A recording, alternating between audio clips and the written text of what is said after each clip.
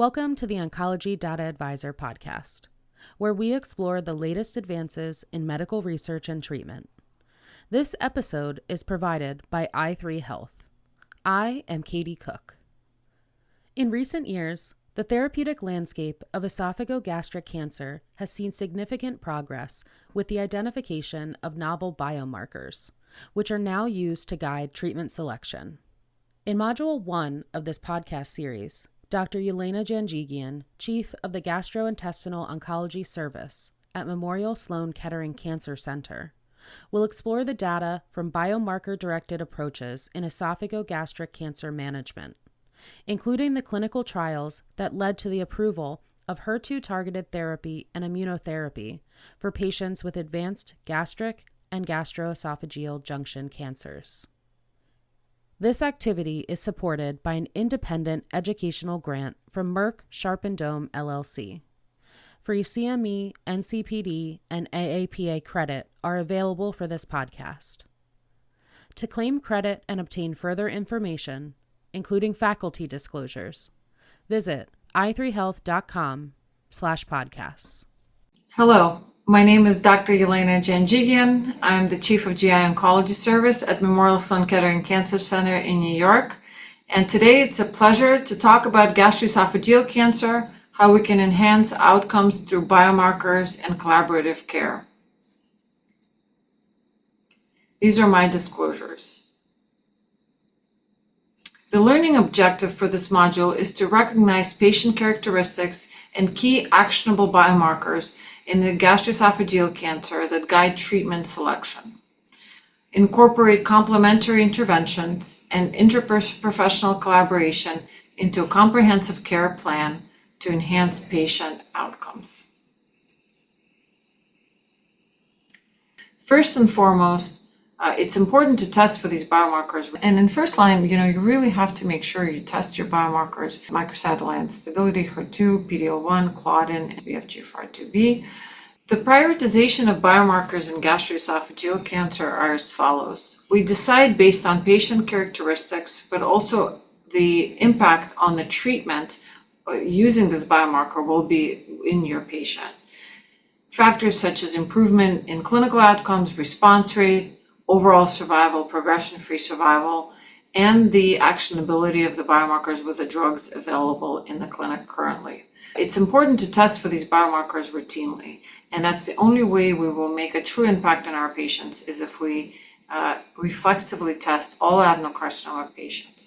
In a patient with multiple biomarkers existing in the same sample, for example, if the patient has tumor that's MSI and HER2 positive, the way that I prioritize is based on actionability. So the first biomarker is microsatellite instability. It's critical because of the impact it has on long-term survival, potential of cure even in patients with metastatic disease. Second is HER2 overexpression, using both protein and potentially gene amplification. Third is PD-L1 CPS using cutoff of 1. And now the newer comers are the Claudin and more recently FGFR2b. So the routine first-line testing is critical. Repeat testing for HER2 positive cases after trastuzumab failure in second-line therapy is important to confirm HER2 status. And MMR testing is in all metastatic patients, but also more importantly in patients with early stage tumor is important to understand whether or not surgery should even be considered in these patients. So biomarker selection in gastric esophageal and the incidence is now listed here. HER2 positive tumors, the variability is in proximal versus distal gastric cancer and the GE junction tumors. In GE junction tumors, depending on where in the GI tract you look, you see it in up to 20 to 30% of cases, where in distal gastric cancer, it's about 10-15% of cases. Microsatellite instability, 5 to 20% of gastroesophageal tumors are positive or have loss of MMR protein or microsatellite insufficient status. So then we look at EBV positivity. It's also an important biomarker, but has been less so tested, but we still consider it as an important driver of biology, particularly in patients who have great immune response. Sometimes these tumors are EBV positive. We talked about PD-L1 overexpression, FGFR2, B overexpression, and on the right here we have the therapeutic target with bemarituzumab for FGFR2b, claudin inhibitors, including zolbetuximab. And then in select patients, we still do tumor sequencing and plasma ctDNA analysis, particularly for MRD, minimal residual disease clinical trials or interventions. So HER2 inhibition in gastroesophageal cancer, we have trastuzumab on the market for over a decade since the initial TOGA study. First-line trastuzumab chemotherapy is FDA approved based on median overall survival of 13.8 months and overall response rate of 47%. After that point, we know that other trials looking at pertuzumab trastuzumab combination or combination of lapatinib trastuzumab and so forth in first-line setting failed to improve benefit over the standard TOGA regimen. And the reason is that in 30% of gastroesophageal cancers, HER2 alterations are co-occurring with other receptor tyrosine kinase alterations, including MAP kinase activation, MET amplifications, RAS amplifications, and so forth. And in those patients, targeting HER2 with just improved HER2 inhibition has not been sufficient. And when we went outside of the HER2 axis and started looking at immune-related biomarkers, including PD-L1, we noticed high level of PD-L1 overexpression in HER2-positive tumors, and the level of PD-L1 overexpression continued to increase as the tumors remained under selective pressures with trastuzumab therapy, and so forth. And fast forward to our strategy with pembrolizumab trastuzumab chemotherapy, which led to the FDA approval and benefit, overall survival benefit in first-line setting. In second-line setting and beyond now in HER2-positive tumors, we have trastuzumab deruxtecan, which is FDA approved after trastuzumab failure based on Destiny Gastric 01 initially, but now confirmation based on Destiny Gastric 02 and most recently 04. Co-expression and heterogeneity is a big problem in our disease, and as we're moving forward to the next generation of positive clinical trials, we're understanding that combination strategies is important, particularly as we're strategizing how to target tumors in a more complete setting and perhaps inducing a complete durable response in first-line setting, which translates to survival benefit.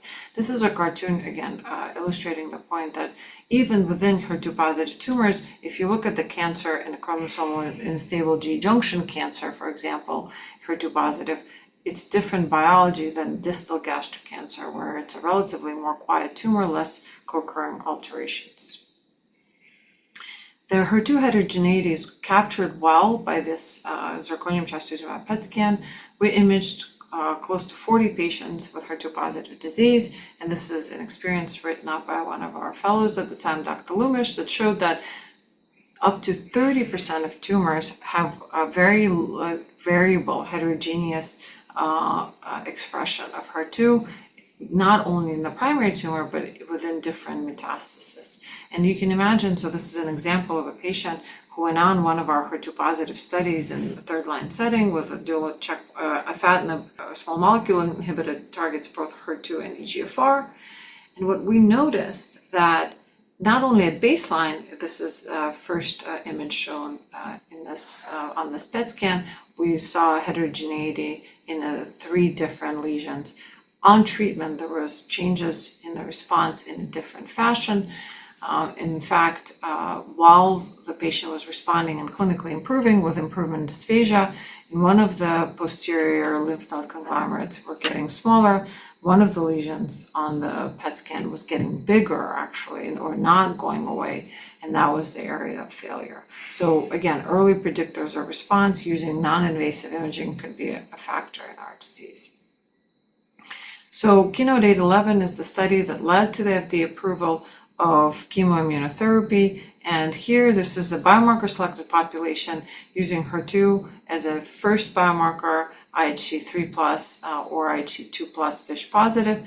And what we've learned subsequently is that even if you select by just one biomarker, there's other biomarkers within that cohort that will be important.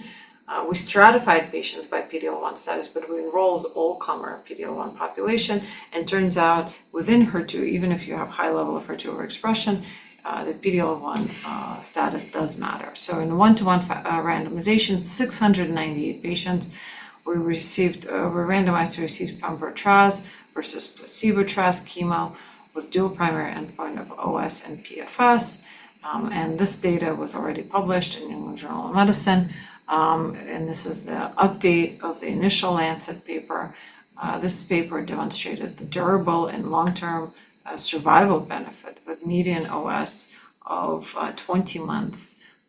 As you can see here in PD-L1 CPS greater than or equal to 1 population, this duration and the robustness of the benefit is more apparent. Hazard ratio is 0.79. It's important to note that most of the patients have co-occurring PD-L1 and HER2, and that's why this pembro-traz chemo regimen was so effective.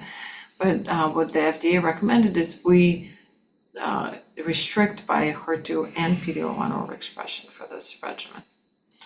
The PFS in the final intent to treat population, the median PFS for this pembro-traz chemo regimen is 10 months, hazard ratio 0.73. So this is the benchmark that will be used at 3 years. 18% of patients were progression-free, and this was certainly a game changer for our patients. Looking at subgroup analysis of OS, PFS, and overall response rate, anti-tumor activity for PD-L1 greater than or equal to 1 population, the complete response rate in this population is seen. And also what we see is 17% complete response rate, but overall response rate of 73.2% is the highest to date that's been demonstrated in phase 3 setting with first-line regimen. And so the early and sustained separation of the curves demonstrate that when you select by biomarkers, you can really make a big difference in your patient's life.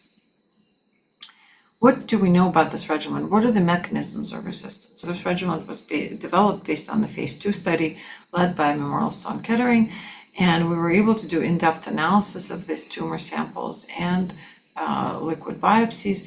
And what we noticed is that even though you're using immunotherapy, the depth and the duration of response is really predicted by level of HER2 and once again co-occurring alterations. So if you have a uniform and really strong or expression of HER2 in the tumor, your progression-free survival is 15 months compared to if you're HER2 heterogeneous or IHC2+, it's 8.5 months.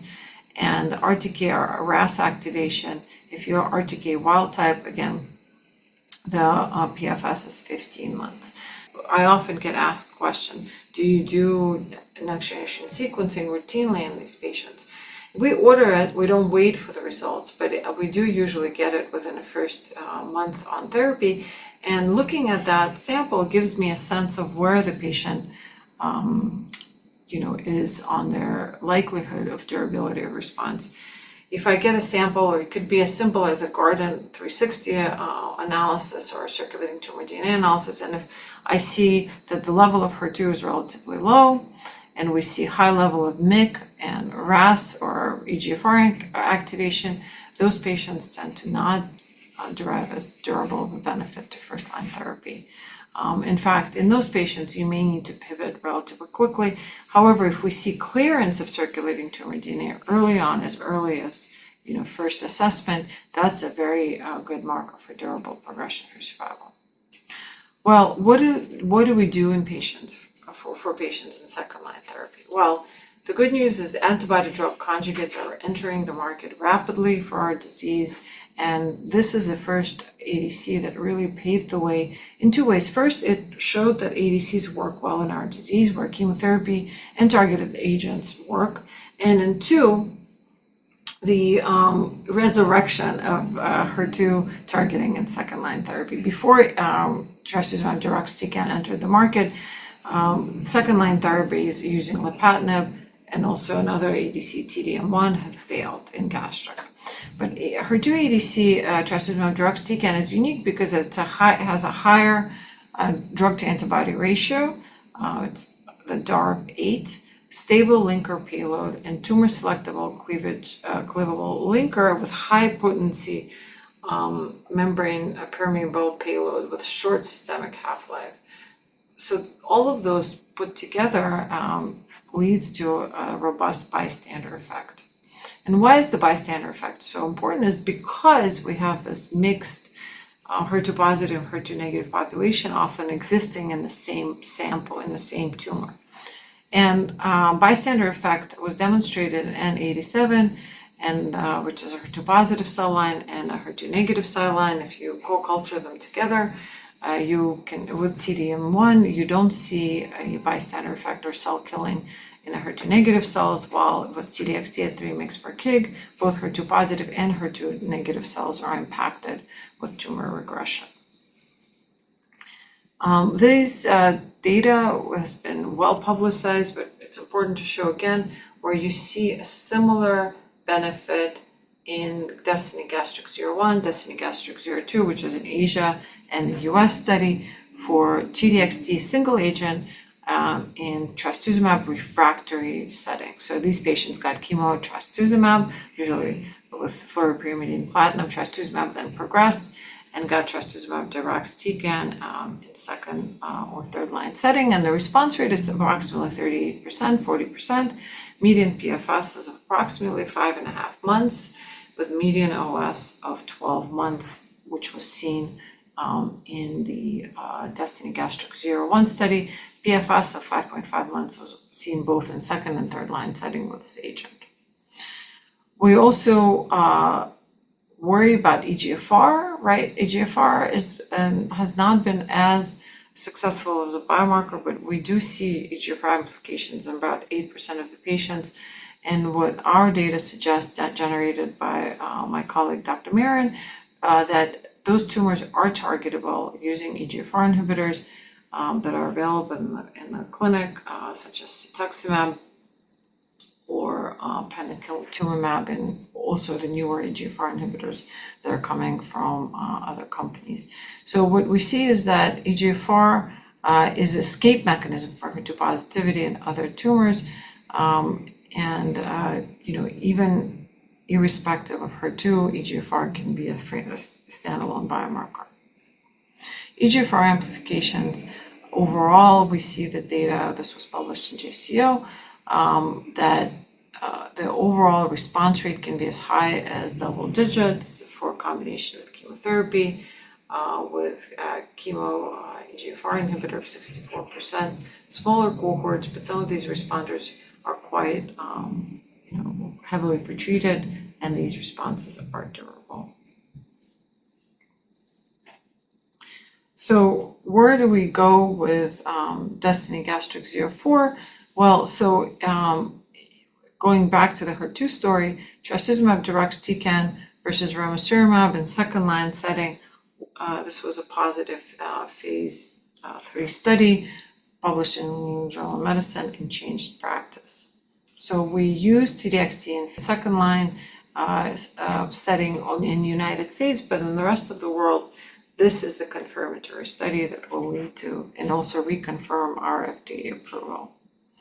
TDXT compared to Ram/Taxol with primary endpoint of OS and secondary endpoint of PFS, with once again showing a 3.3 delta in the improvement. And what we see here is median overall survival of 14.7 months in global phase 3 study in second line setting, with 11.4 months median OS for Ram/Taxol. The hazard ratio for survival was 0.70.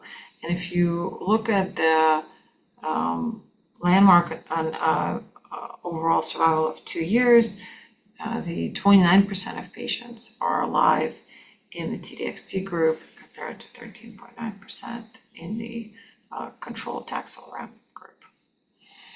PFS is also improved with TDXT compared to paclitaxel ramucirumab.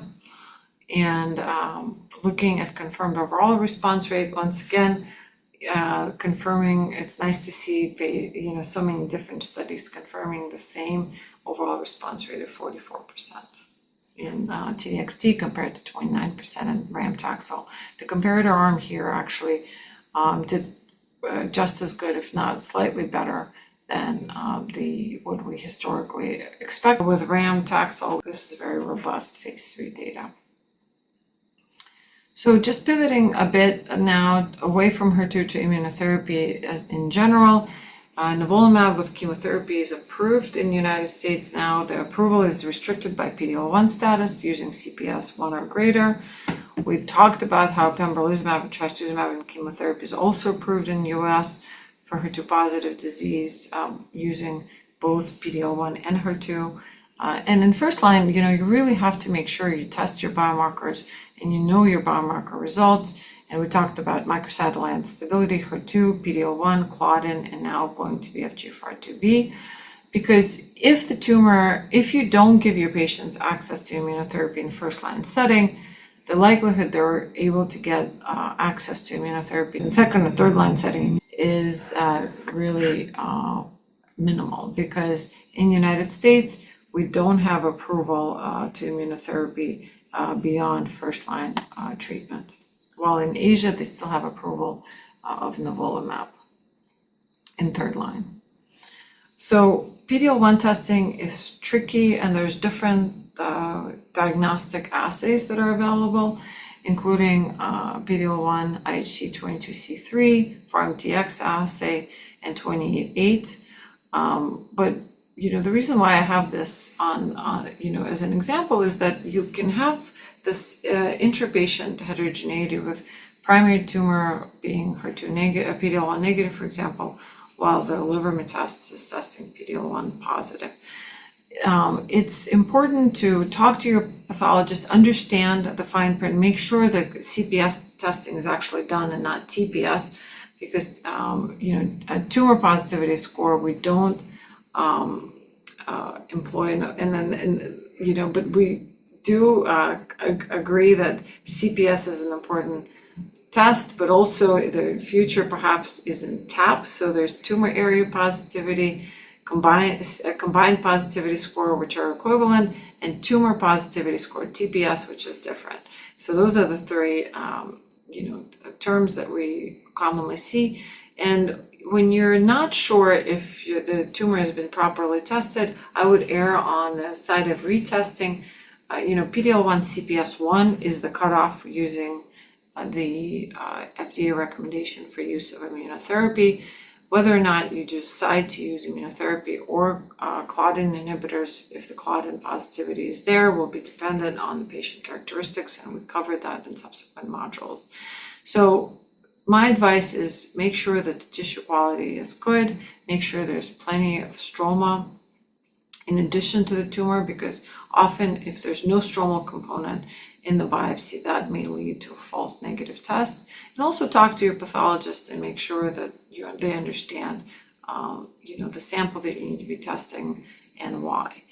Because often, with retesting, the PD-L1 negative score comes back positive. So in my experience. So the key takeaway is anti-PD-1 therapy improves survival and transforms patient lives. Anti-HER2 therapy improves survival as well. All of these targeted agents are coming into the clinic rapidly, and we need to really understand what are the key biomarkers and how to have these discussions with the patient.